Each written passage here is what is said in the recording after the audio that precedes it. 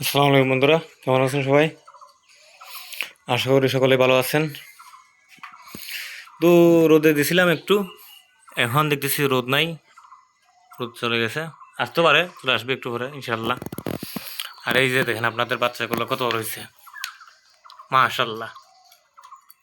গলায় মালা চলে আসতেছে।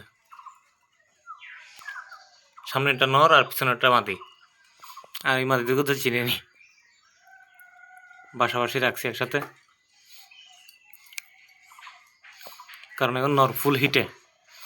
এখন যদি মাদিকে দিয়ে ও মাদিকে মেরে ফেলে কনফার্ম এটা।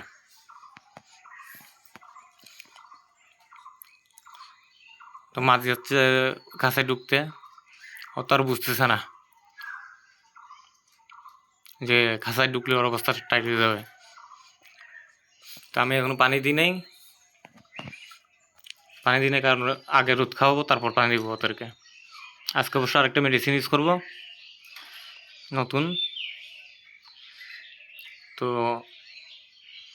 ওই কারণে আর কি আপনার করতেছি না, পানি দিই নাই, কাউকে দেওয়া হয় নাই, ওকে দেওয়া হয় না, ওকে দেওয়া হয় নাই। তো মাসাল্লাহ পাখিগুলো দিন দিন দেখতেছি ভালোই গ্রো আপ হয়েছে, এগুলা বাচ্চাগুলা। দলকুকুর বাচ্চাগুলোকে হ্যান্ডফিড করাবো। আজকে দলকুকুর বাচ্চা বের করি নাই, এখন করবো অবশ্য কিছুক্ষণ পর, রোদ আসুক ভালো করে। তো আপনারা সবাই কেমন আছেন জানাবেন। আরেকটা আপনাদেরকে জিনিসটা যেটা দেখানো হয় নাই, এগুলো হচ্ছে কলসা ফিশ বলে বা কলসা মাছ বলে, এগুলোকে বিভিন্ন কালারের হয়। এই দেখেন মাশাআল্লাহ, কালারগুলো কিন্তু খুব সুন্দর।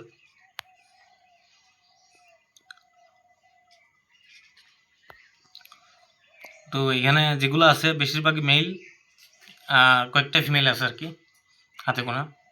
আর উপরে যেটা দেখতেছেন এটা, এই যেটা বেশি আছে, কইগুলো এটা, এটা কিন্তু কালার চেঞ্জ করে ফেলে। এই দেখেন ব্লু হয়ে গেছে, কালো থাকে, কালো থেকে নীল হয়ে যায় আর কি, খুবই সুন্দর লাগে ওকে। ওইদিকে ওটা আগে করতেছে।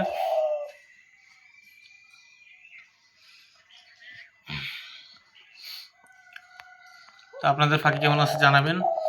দেখেন কালারগুলো স্ট্যান্ডার্ড কালার একদম, মাশাআল্লাহ খুবই সুন্দর লাগে দেখতে।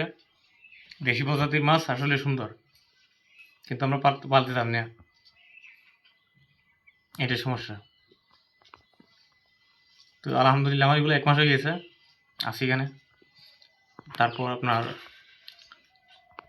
আরও আছে কয়েকটা মাছ, এগুলোর নাম আমি শিওর বলতে পারি না।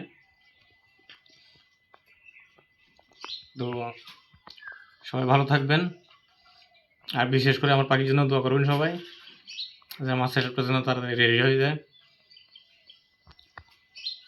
সুস্থ থাকবেন সবাই, আল্লাহ হাফেজ। এইটার কালার দেখেন, একটু ব্লু কালার আছে। তো ওদেরকে রোদে দিয়েছি, আমি মাছকেও কিন্তু রোদে দিই। রোদে দেওয়ার কারণটা একদিন বলবো ইনশাল্লাহ, সাথে থাকবেন।